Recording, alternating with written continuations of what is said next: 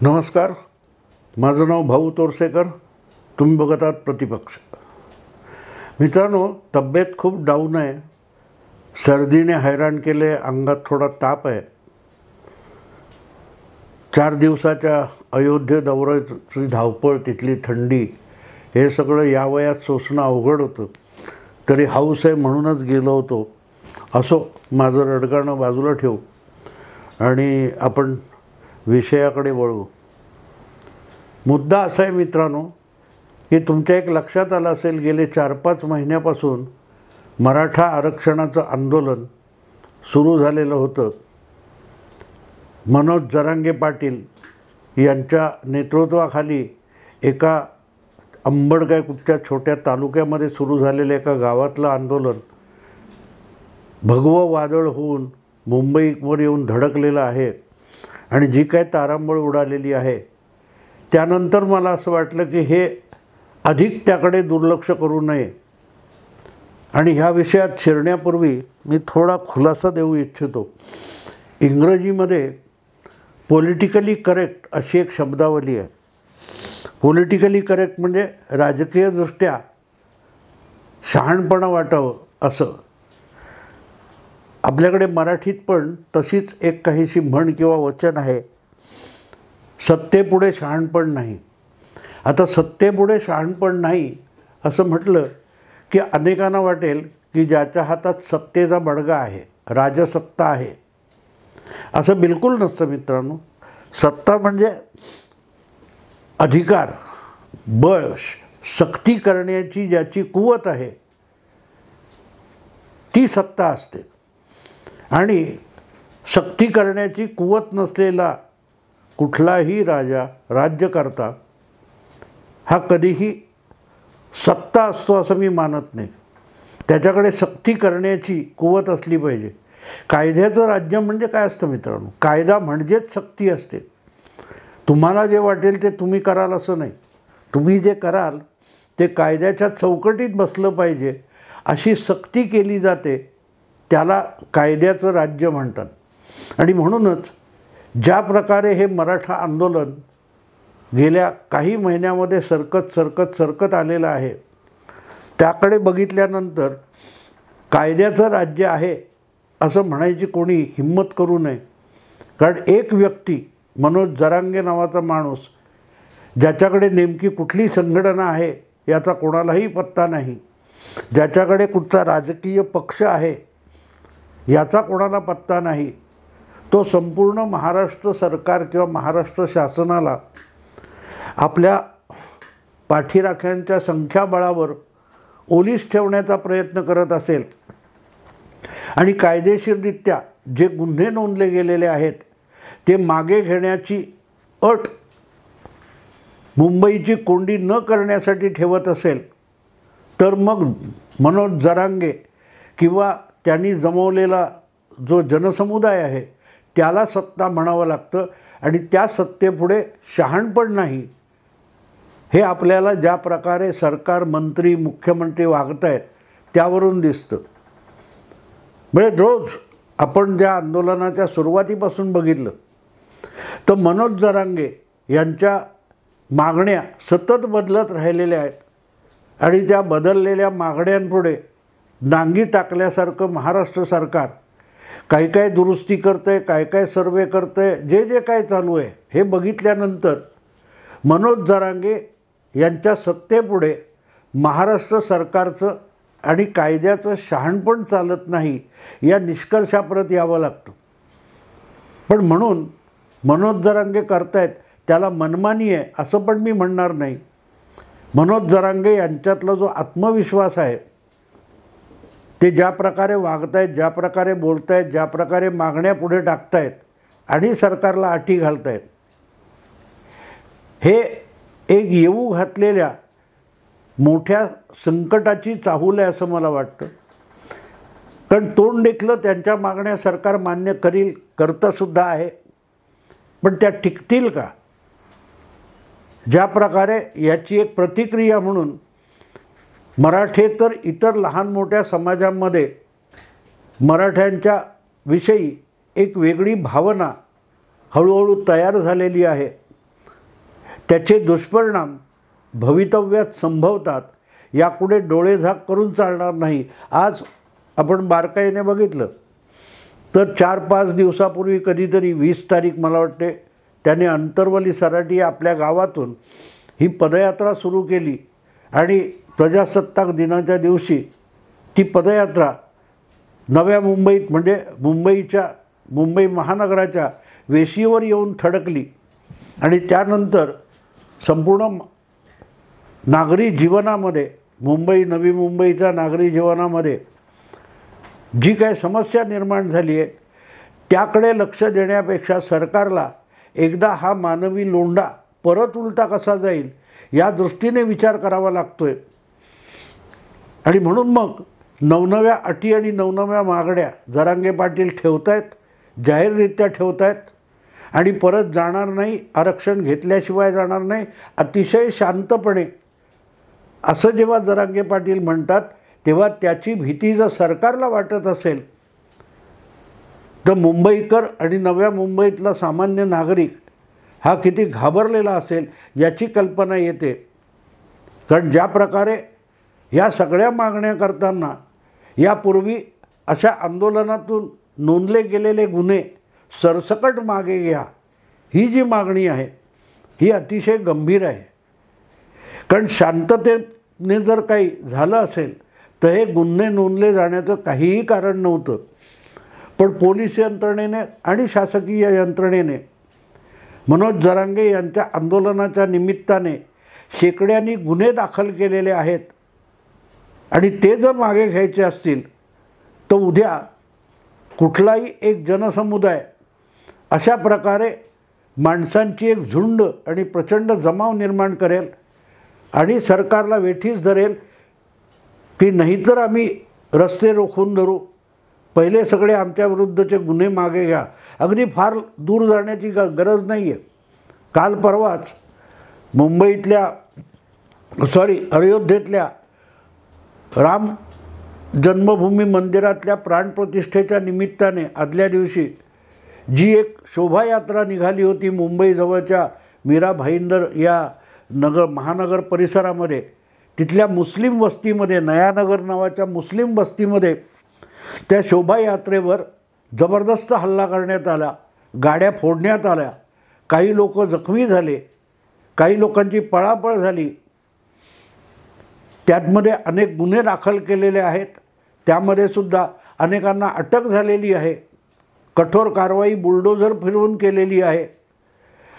उद्या त्या नयानगरमधली मुस्लिम वस्ती एक गठ्ठा आहे, तिथूनही 1,00,000-2 लाख लोकांचा मोर्चा निघू शकतो आणि तो मोर्चा पश्चिम रेल्वेच्या हे नयानगर भाईंदर वगैरे पश्चिम रेल्वेच्या स्थानकावर येतं आणि त्यामुळे तिथून जर 1,00,000-2 लाख लोक गोळा केले आणि इतरत्रचे जाऊन त्यांना मिळाले तर मनोज जरांगेंनी जेवढा जनसमुदाय गोळा केला आहे कदाचित त्यापेक्षा अधिक मोठा जनसमुदाय या नयनगरच्या निमित्ताने मुस्लिम संघटना काढू शकतात आणि त्यासुद्धा महाराष्ट्र सरकारला अशाच प्रकारे ओलीस ठेवू शकतात, वेठीस धरू शकतात.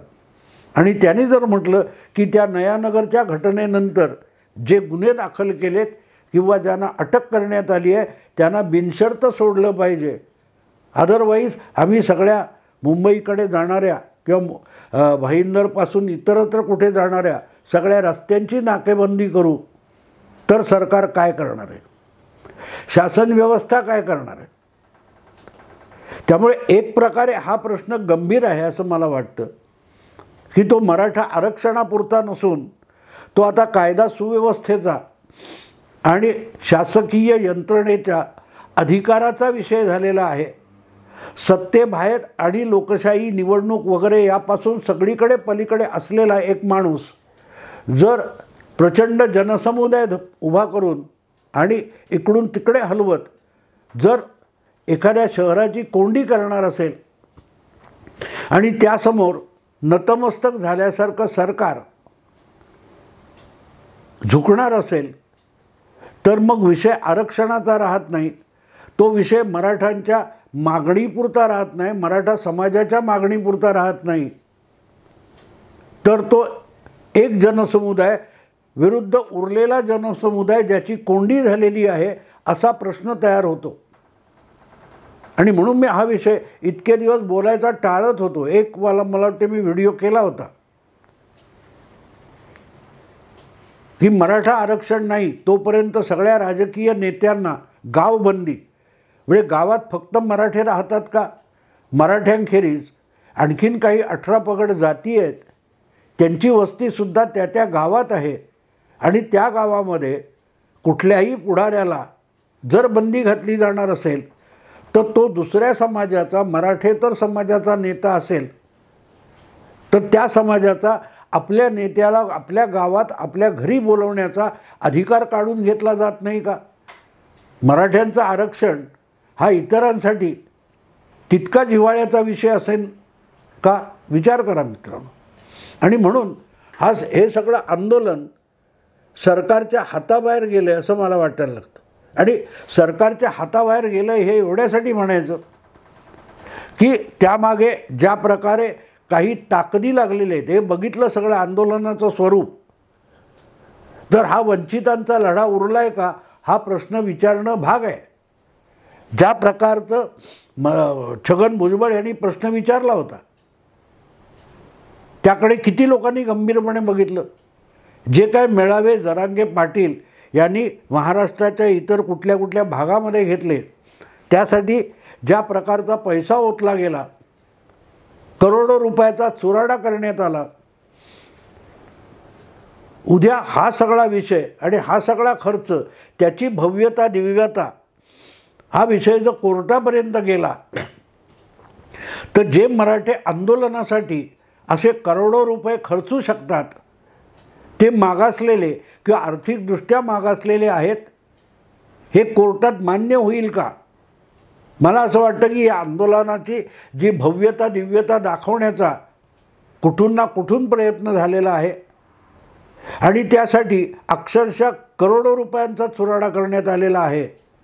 तो बघितल्यानंतर उद्या हा विषय सगळा परत एकदा कोर्टात जाणार आहे आणि त्या कोर्टात गेल्यानंतर इतर काय पुरावे वगैरे दावे युक्तिवाद केले जातील ते बाजूला ठेवा. सगळ्यात मोठा मागासलेले नाहीत हे म्हणायला या आंदोलनातला खर्च आणि त्याची भव्यता दिव्यता बघितली तरी उत्तर मिळेल की आंदोलन वंचितांचं नाही आहे, आर्थिकदृष्ट्या मागासलेल्यांचं नाही, तर अतिशय आर्थिकदृष्ट्या सशक्त आहेत, बलशाली आहेत याचा पुरावा म्हणून या आंदोलनावर झालेला खर्च आणि त्याचं चित्रण हे कोर्टात ठेवलं जाईल आणि युक्तिवाद म्हणून वापरलं जाईल. जरांगे हे इतके मुरब्बी मुत्सद्दी वगैरे नाही आहेत. त्यांनी कितीही बोलो की शिवाजी महाराजांकडून आम्ही गनिमी कावा शिकलो, जिथे शक्ती नाही तिथे युक्तीने काम करावं लागतं, हे शब्द फेकायला ठीक. रोज सकाळी 9 वाजता आपण पत्रकार परिषद बघतो, नुसते शब्दांचे बुडबुडे उडवले जातात ज्याच्यामध्ये ना तथ्य असतं ना सत्य असतं. त्यापेक्षा फुशारकी मारल्यासारखे जे शब्द जरांगे पाटील यांच्या तोंडून उच्चारले जातात त्यामुळे आज मराठा समाज भारावलेला असेल तर ते चूक आहे असं मी म्हणणार नाही. कारण उत्तेजना देणारे शब्द आवडतात पण ते खरे असतात का हे पण तपासून बघायला लागतं आणि ते तपासून बघितलं नाही तर दीर्घकालीन सामाजिक घडामोडींमध्ये ते अतिशय हानिकारक ठरू शकतात. मला वाटतं अगदी सुरुवातीला मी हे आंदोलन मनोज जरांगे यांचं उपोषण आणि त्यानंतर सुरू झालेलं आंदोलन किंवा अनेक ठिकाणी झालेली जाळपोळ वगैरे वगैरे, नाकाबंदी, रस्ताबंदी, त्यानंतर मी एक विषय केलेला होता आणि त्याच्यात सांगितलं होतं की जरांगे पाटील यांनी दिल्लीतलं लोकपाल आंदोलन आणि जवळजवळ 40 वर्षापेक्षा अधिक काळ आधी झालेलं मुंबईतलं गिरणी कामगारांचं संपाचं प्रदीर्घ लांबलेलं आंदोलन या 2 गोष्टींचा विचार करावा. तेव्हासुद्धा शहाण्याचे शब्द कोणी बोलायची हिंमत करत नव्हता.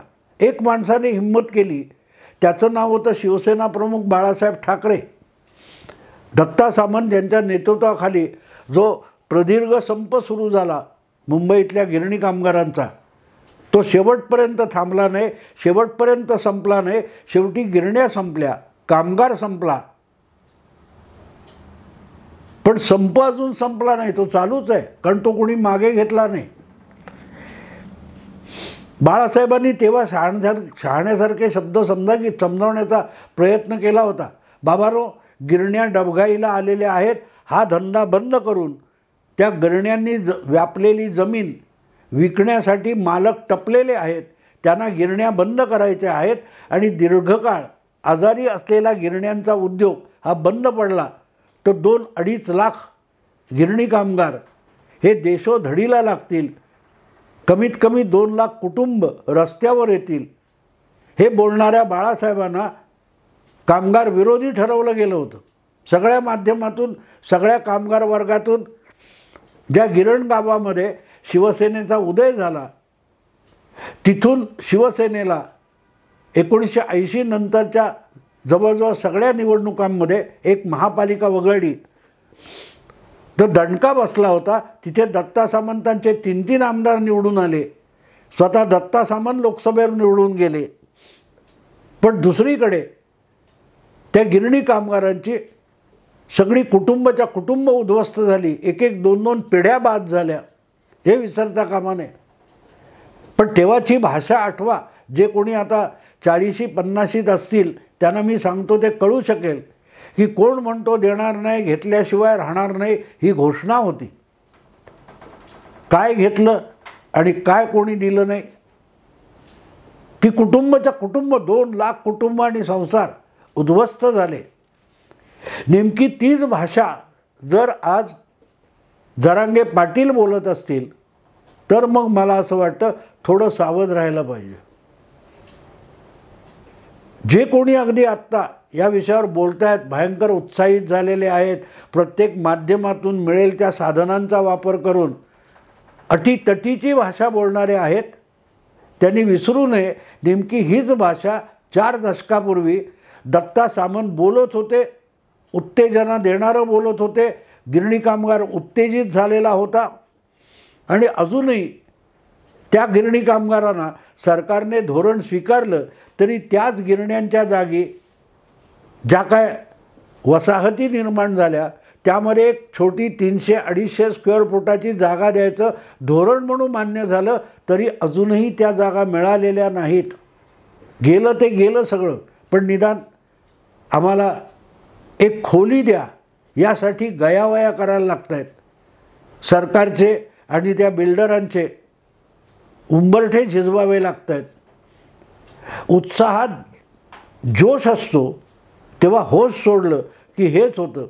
मला वाटतं ज्या प्रकारे दत्ता सामंतांनी हट्टीपणा केला होता त्यापेक्षा जरांगे पाटील अजिबात वेगळ्या मार्गाने जात नाही आहेत, कारण ते स्वतःला कायद्यापेक्षा मोठं झालेलं समजतात आणि कुठल्याही सरकारने कितीही अध्यादेश लिहून दिले, मसुदा पाठवला तरी तो मसुदा कोर्टाच्या कसोटीवर, ऐरणीवर टिकणार आहे का याला महत्त्व आहे.